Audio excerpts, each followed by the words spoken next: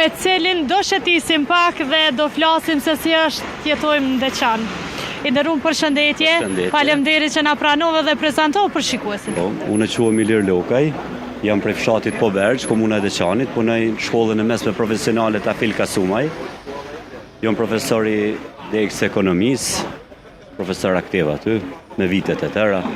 Si është gjendja ekonomike në Deçan, fillimisht me qenë se kjo është fusha jote? Po, faleminderit. Kjo Deçani, me thonë të drejten, ka pas, dhe me thonë si vendi dalun prej luftës,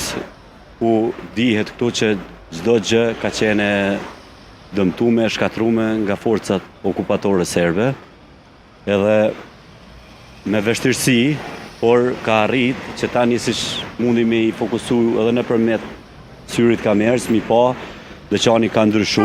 pritet prap që këtu me pas përmirësime në infrastrukturë dhe në gjitha këto që pisheni, mirë po këtu duke marrë parasysh situatën se si ka qenë, kur kemi arë në vitin 99 tu kur jemi kthy, do të thotë tu është shumë është bo punu mirë, po pritet që në tarmen prap me pas. Sa ka hapësirë për të rritë në Deçan? Realisht, Deçani, për ka sipërfaqe kështu qendra që si shifni edhe vetë,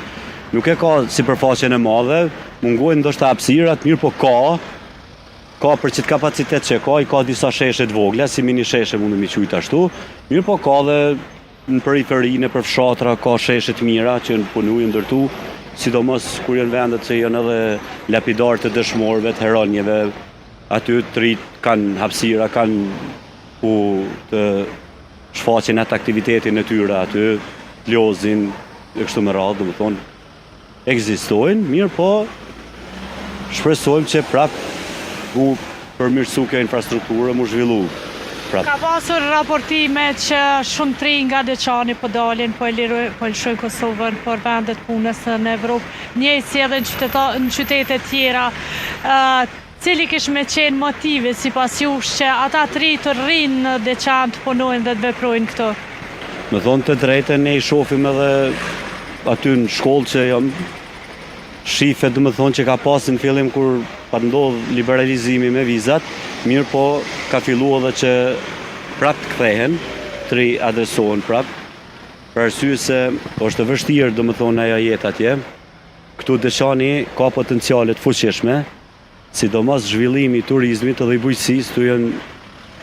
edhe duhet të jenë primare dhe janë primare për komunën në përgjithë, mirë po këtu janë dy fushat e cilat kanë me ndiku gjithherë, edhe këtu janë baza për zhvillim të këtij vendi mrekullueshëm që na ka falë Zoti me këto pejsazhe të bukura siç ishin edhe vetë edhe i dini me bjeshke. Kryetari i ardhshëm i Deçanit, në çka duhet fokusohet më shumë të punoj për këto 4 vitet e ardhshme? Siç e ceka edhe më përpara, turizmi është baza për zhvillim të këtij vendi. Turizmi edhe bujqësia janë, se tokat janë shumë pjellore, edhe këto bukuri që i kemi, sidomos në Deçan, siç është, dhe më thonë, edhe i njoftin thujan krejt botë, ekziston edhe maja më e lartë, që është në Kosovë Gjeravica, frekuentohet, unë jam edhe atje që e kam një band vogël atje, kem pas historikisht,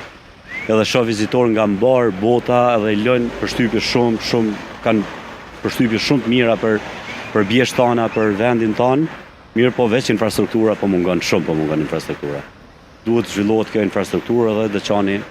ecë përpara. Një pyetje të fundit, me qenë se edhe sot jemi në ditën e zgjedhjeve, a keni votu jo? Po, komplet me familje, kem kryer obligimin me nxes edhe tash jemi të lirë. Sa ju rekomandoni trive që dalin masivisht votojnë, se veç kështu mund të ushtrojnë drejtën e tyre të votës, por edhe mund të bëjnë ndryshimin nëse... Unë kisha propozu të rritë dhe të gjithë që të votojnë për arsye se kanë mandej, e kanë, do me thonë, një adres ku mundën t'i shfaqin ato kërkesat e tyre, ato vrejtjet e tyre, se në të kundërtën, ai që nuk voton, nuk ka dhe pse të kërkon diçka, qoftë një përmirësim, qoftë një investim dikun me lyp për fshatin e vet, apo për lagjen e vet, aku ta di unë, mirë po, me vot, e argumenton e bind, që qytetari është primar, edhe kërkesat e qytetarëve duhet gjithherë të merren parasysh, se komunia për qytetarët është, për ka njerëz që i ka këtu, edhe ja, kishte me qenë kërkesa ime. Faleminderit shumë i nderuar për kohën dhe